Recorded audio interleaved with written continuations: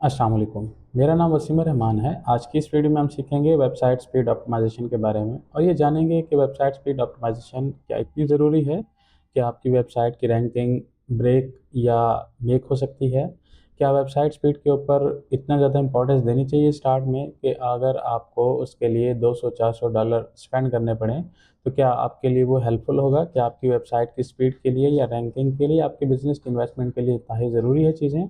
तो हम इस चीज़ों को इन सारे क्वेश्चंस को डिटेल से अंडरस्टैंड करेंगे। तो आपने मेरे साथ एंड तक इस वीडियो में बने रहना है। मैं आपको डिटेल से बताऊँगा, प्रैक्टिकली दिखाऊँगा, एग्ज़ाम्पल से शो कराऊँगा कि क्या आपके लिए इन्वेस्टमेंट वेबसाइट स्पीड के ऊपर करना ज़रूरी है, ज़रूरी नहीं है, आपको इससे फ़ायदा होगा या फ़ायदा नहीं होगा, या आपके बिज़नेस की कौन-सी ऐसी स्टेज हो जिस पे आपको वेबसाइट की स्पीड के ऊपर इन्वेस्टमेंट करनी चाहिए, जिसके बाद आप एक्चुअल में आपका बेनिफिट स्टार्ट हो सकता है।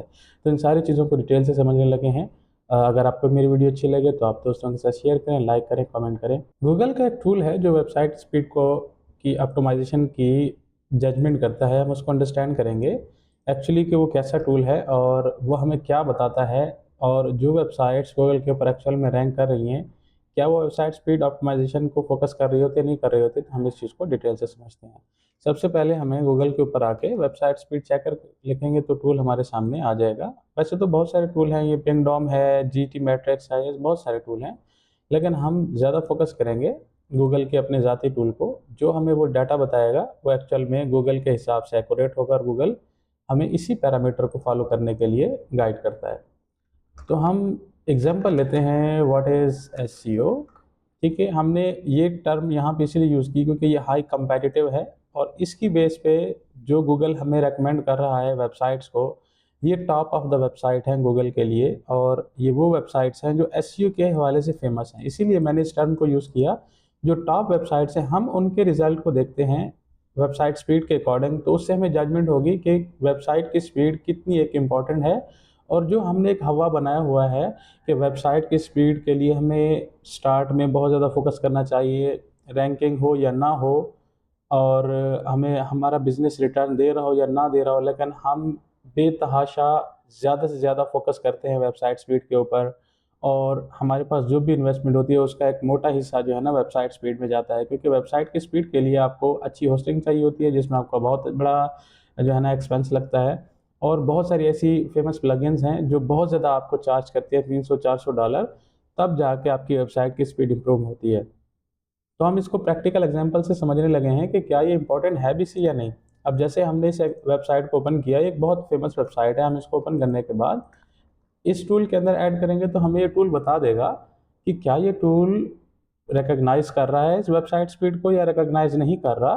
तो आप ये देखें कि हमने जैसे इस टूल को यूज़ किया इस वेबसाइट के लिए, तो जो कोर वेब वाइटल असेसमेंट है, अब ये core web vital assessment basically website की स्पीड के लिए गूगल की तरफ से की जाती है, उसमें ये वेबसाइट फेल हुई है। मोबाइल लेवल पे, हम डेस्कटॉप लेवल पे चेक करते हैं, उसमें भी ये फेल है। ठीक हो गया। अब हम दूसरी वेबसाइट चेक कर लेते हैं, मिसाल के तौर पर सेकंड नंबर पे इसको देखते हैं कि इसकी क्या जजमेंट देता है ये टूल।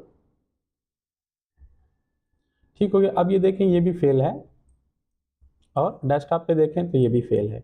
अब इससे हमें क्या समझ आता है, अब हमने ये दो टेस्ट किए हैं जस्ट आपको एक्सपेरिमेंट देने के लिए, आपको समझाने के लिए कि आपको अपनी वेबसाइट की स्पीड को इतना बड़ा हवा नहीं बनाना, और स्टार्ट में जब आपका वेब बिजनेस ग्रो कर रहा हो। अब ये जो मैंने वेबसाइट आपको दिखाई है ना, ये बहुत बड़ी वेबसाइट है, इसके ऊपर लाखों की तादाद में पर मंथ जो है ना विजिटर्स आते हैं।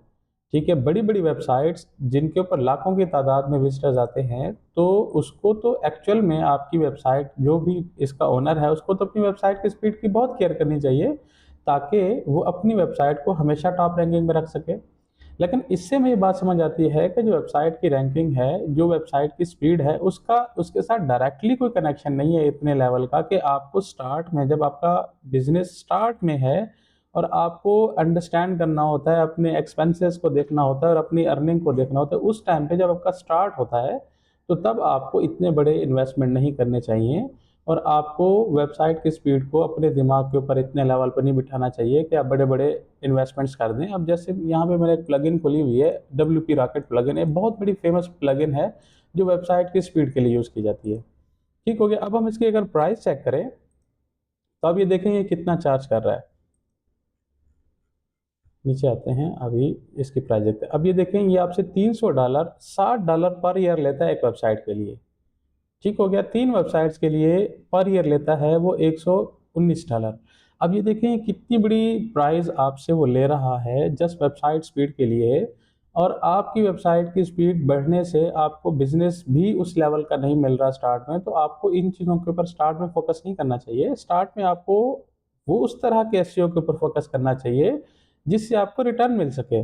वेबसाइट की स्पीड आपको स्टार्ट में रिटर्न नहीं देगी। हाँ, अगर आपकी वेबसाइट जो है वो महीने का मिनिमम 1500, 2000, $3000 जनरेट करने लग गई है, तो तब आपको वेबसाइट की स्पीड के ऊपर काम करना चाहिए, इम्प्रूव करना चाहिए। मैं यही कहूँगा, क्योंकि आप अपनी वेबसाइट से कमा रहे हो, तो आप उसके ऊपर लगाओगे तो आपको कोई प्रॉब्लम भी नहीं होगी, और आपको पता होगा कि आप अपनी वेबसाइट को ग्रो करने के लिए लगा रहे हो।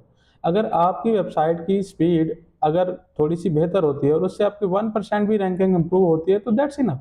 क्यों? क्योंकि आपको वेबसाइट आपकी कमा के दे रही है, तो इसलिए प्रॉब्लम वाली बात नहीं है। लेकिन स्टार्ट में जब आपको वेबसाइट कमा के ही नहीं दे रही और आप ये सोच रहे हो कि नहीं, मुझे अपनी वेबसाइट की स्पीड को और ज़्यादा से आगे बढ़ाना है और ज़्यादा से आगे बढ़ाना है और उसको ज़्यादा इम्प्रूव करना है, तो उसके लिए आपको परेशान होने की ज़रूरत नहीं है। इसलिए मैंने प्रैक्टिकल आपके सामने एक डेमो किया है। दूसरे नंबर पर आप ये भी देख सकते हैं कि जब आप अपनी वेबसाइट के ऊपर काम करने लगें, तो आप ये देखें कि जो आपके कंपेटिटर्स हैं, क्या उनकी वेबसाइट की स्पीड कैसी है। आप अपना जो कीवर्ड है जिसके ऊपर रैंक करना चाह रहे हो, उसको आप गूगल के ऊपर टाइप करो, देखो टॉप कंपेटिटर्स जो आपके सामने आ रहे हैं उनकी वेबसाइट की स्पीड क्या है। उसको इस टूल के थ्रू आप चेक कर सकते हैं। चेक करने के बाद फिर आपने डिसीजन लेना है। ठीक हो गया कि आपने इन्वेस्टमेंट करनी है नहीं करनी, और आपने एक चीज़ मेक श्योर करनी है कि अगर फॉर एग्जांपल आपके टॉप कंपेटिटर्स की वेबसाइट की स्पीड अच्छी है, तो स्टार्ट में आपने एकदम से इन्वेस्टमेंट नहीं करनी। पहले आपने अपना एसईओ की रैंकिंग इंप्रूव करनी है, उसके ऊपर काम करना है। जब वो ग्रेजुअली इंप्रूव होना शुरू हो जाए और आपको लगना शुरू हो जाए और आपको उससे थोड़ा बहुत रिटर्न आना शुरू हो जाए, फिर आप इन्वेस्टमेंट करें वेबसाइट स्पीड के ऊपर। तो आज के लिए इतना ही। उम्मीद करता हूँ आप लोगों को मेरी वीडियो पसंद आई होगी। अगर आपको मेरी वीडियो अच्छी लगे तो आप दोस्तों के साथ शेयर करें, लाइक करें, कमेंट करें। Thank you.